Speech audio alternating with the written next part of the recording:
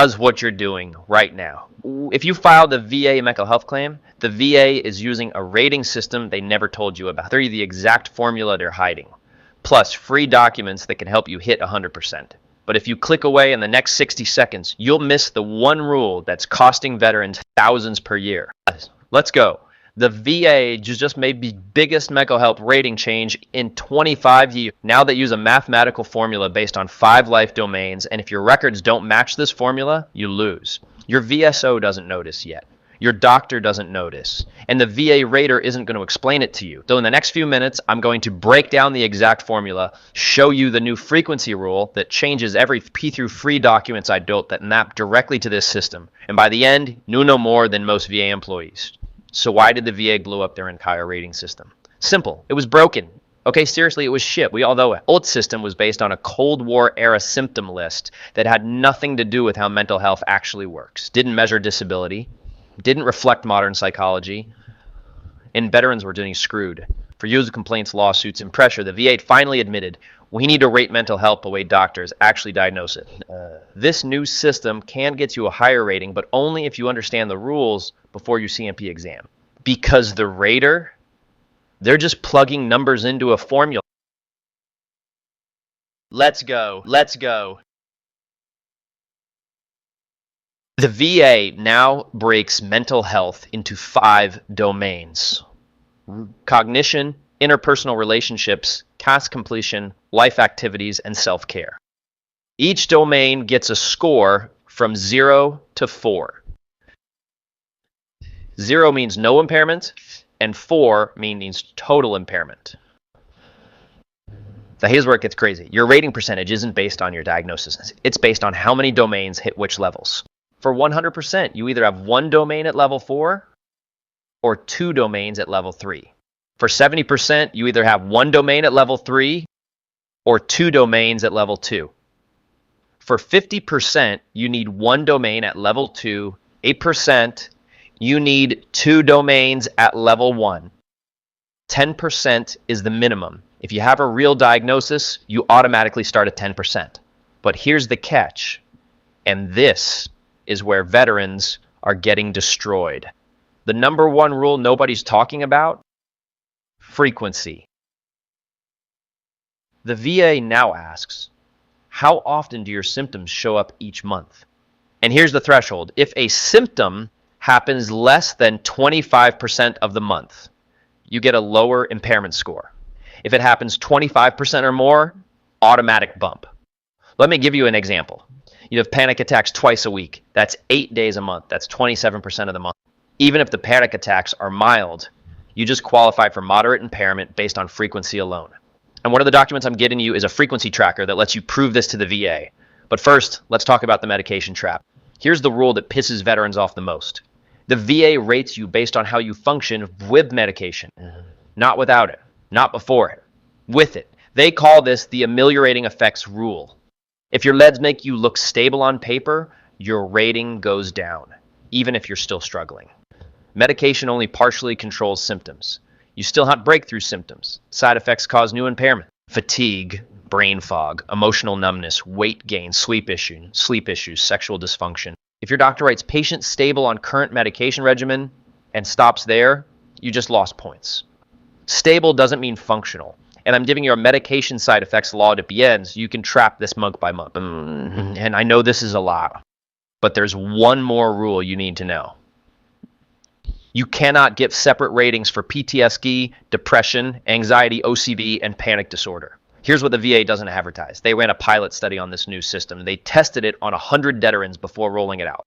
War veterans got 50% or higher. More veterans hit 70% at 100%. Fewer veterans got stuck at 10 to 30%. Translation: if your impairment is documented correctly, this system can absolutely raise your rating. Because this system works, if you know how to use it. Let me show you. All of these documents you're about to see are completely free. The link is in the description. Drop a like and a comment so this reaches more veterans. And if you subscribe, you'll get every new document, tool, and method I release to help you get the rating you deserve. I'm not a lawyer, and I'm not a VSO.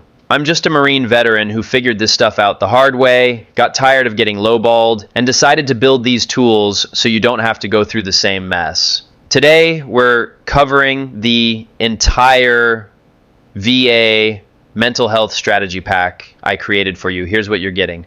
5 domains VA uses, what the VA actually measures in your daily life. VA rating formula chart, how the 0 to 100% rating levels are now scored. Functional impact worksheet, step-by-step prompts to explain your symptoms clearly. Frequency tracker with examples, the new 25% of the month rule laid out simply.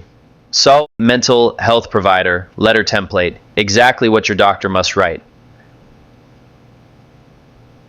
1 rating rule, the rule that bumps your rating when just one domain hits level 4. Medication rule, how medication affects or does not affect your rating. Every one of these is designed to help you document your condition the right way, using the VA's own rules in plain English. All right, let's break them down one by one. The VA looks at 5 major domains to understand how your mental health symptoms impact your daily life. The first domain is cognition, which covers memory, focus, attention, concentration, decision-making, and how fast your brain processes information. A common example veterans report is walking into a room and forgetting what they were doing. The second domain is interpersonal interactions, which includes how you handle relationships, communication, trust, and social environments. A real veteran example here is feeling angry or paranoid in crowds and constantly scanning for exits. The third domain is task completion and life activities, which is your ability to start, maintain, and finish everyday tasks at home or work. An example is starting chores but stopping halfway because the stress becomes overwhelming. The fourth domain is navigating environments, meaning how you function in public spaces, unfamiliar places, or situations that trigger anxiety or panic. For instance, many veterans say they won't go to stores alone because it feels unsafe or too crowded. And the fifth domain is self-care, which includes hygiene, grooming, eating, sleep, and managing basic daily needs. A common example is going 2 or 3 days without showering because there's no energy or motivation. These real-world examples help the VA understand the true functional impact of your symptoms, not just how you appear on exam day. The VA rating formula chart shows exactly how the VA decides your mental health rating. It's all based on how severe your impairment is across the 5 domains. If you have total impairment in even one domain or severe impairment in 2, that qualifies for 100%. A common example is a veteran who can't leave the house alone because panic or depression shuts them down completely. At 70%, the rule is severe impairment in 1 domain or moderate impairment in 2. A good example is someone who can't maintain a job because panic attacks, anger, or flashbacks knock them out multiple days a month. 50% is moderate impairment in 1 domain or mild impairment in 2. Many veterans fall here.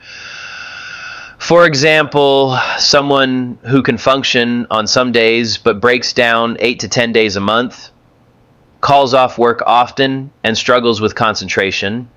30% is usually mild impairment in 2 domains, like vet who avoids crowds, has trouble focusing in meetings, or experiences anxiety several times a week but can still push through most days. And 10% is minimal impairment in at least 1 domain. Things like mild anxiety, occasional bad days, or symptoms that exist but don't consistently impact functioning.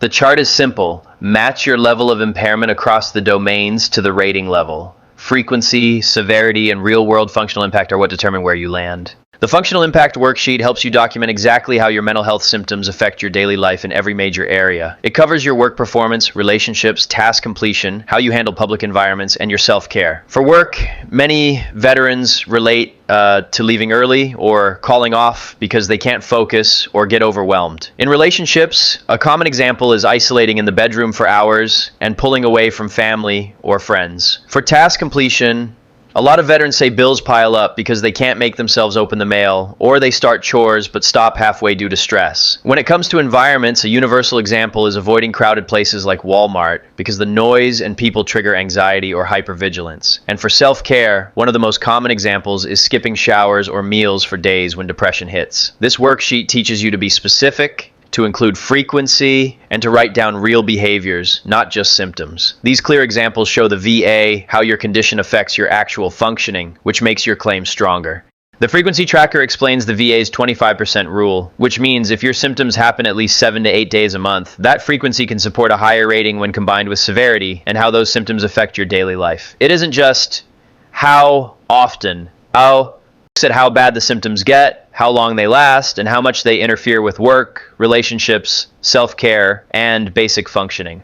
A common example many veterans relate to is having panic attacks, depression, spikes, or isolation days, roughly 10 to 12 days a month, which easily clears the 25% threshold. Even if symptoms happen fewer times, if the episodes are severe enough to shut you down completely, that still counts as significant impairment. And if they're moderate but happen consistently, like 8 to 10 days a month, that also shows ongoing functional impact. This tracker helps you mark each day symptoms hit, note the severity, and calculate your percentage at the end of the month. Clear documentation of frequency, severity, and functional impact creates strong evidence for your VA claim.